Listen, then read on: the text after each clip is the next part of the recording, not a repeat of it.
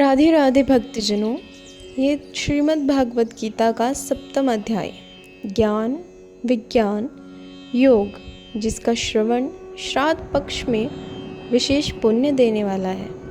तो आइए इसका श्रवण करते हैं।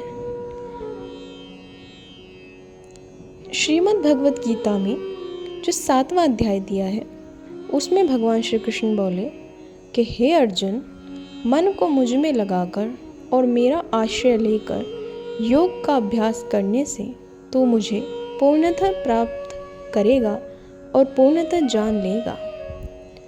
मैं तुझे ये ज्ञान और विज्ञान पूर्ण रूप से बताऊंगा, जिसे जान लेने के बाद जानने योग्य और कुछ शेष नहीं रह जाता।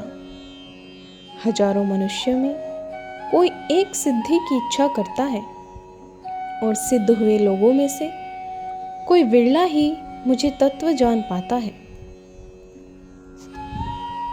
पृथ्वी, जल, अग्नि, वायु, आकाश, मन, बुद्धि और अहंकार, ये मेरी 8 प्रकार की विभाजित प्रकृति है। हे महाबाहु अर्जुन, ये प्रकृति मेरी अपरा है।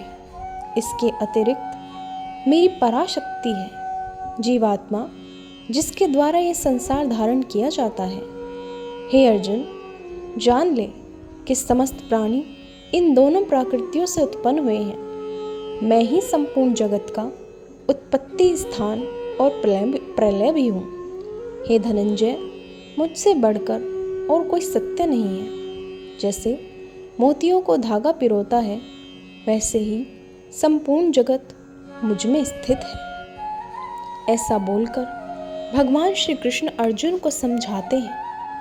भक्तजनों, जिस भी भक्त के घर दुख दरिद्रता, घर में कलह, पति पत्नी के बीच कलह, कोई रोग या पितृदोष होता है, अगर वह पितृपक्ष के इन 15 दिनों में इस कथा का, इस गीता के 7वें अध्याय का श्रवण करता है, तो उसके घर से पितृदोष की मुक्ति होती है तथा उनके घर में लड़ाई झगड़े, कलह, रोग दोष और कर्ज से मुक्ति मिलती है। तो हम सभी को अपने पितरों का सम्मान और उन्हें अनुभाव देकर इन 15-16 दिनों में अपने पितरों का जब हमारे घर पे आगमन होता है, उनके लिए ये गीता का 7वां अध्याय नियमित पढ़ना चाहिए, ताकि हमारे पितृगण जब हमें आशीर्वाद देकर जाएं, तो वो आशीर्वाद हमारे ऊपर कृपा बनकर पूरे बरस बीतता रहे।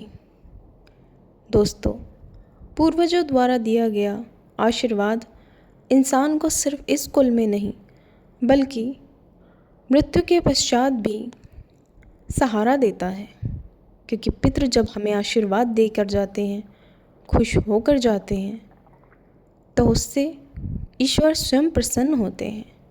हमारे पितरों को हमसे कुछ नहीं चाहिए, परंतु कभी कभी भूलवश हमसे कोई भूल हो जाती है, जिससे हमारे पितृ रूठ जाते हैं और घर में पितृदोष हो जाता है।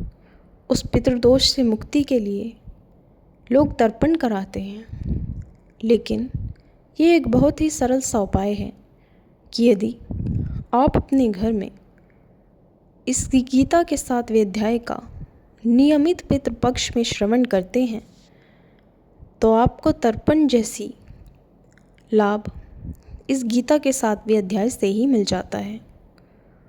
कभी कभी हमें इतना समय नहीं मिल पाता कि हम खुद से गीता के इस अध्याय को पढ़ पाएं, क्योंकि हम आजकल अपने जीवन में काफ़ी व्यस्त रहते हैं।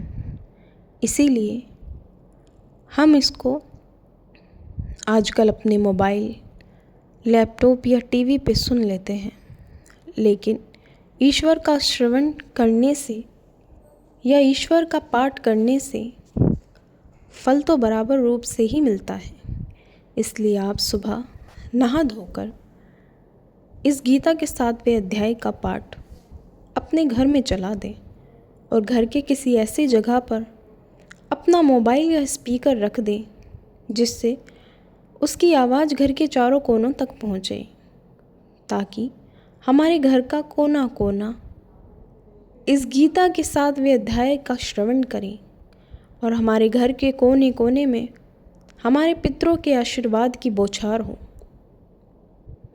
भक्तजनों, अगर आपको इस कहानी में जरा भी दिलचस्पी आई हो तो इस वीडियो को लाइक कीजिएगा और कमेंट करके अपने पितरों के लिए ओम श्री कृष्णाय नमः ज़रूर लिखिएगा।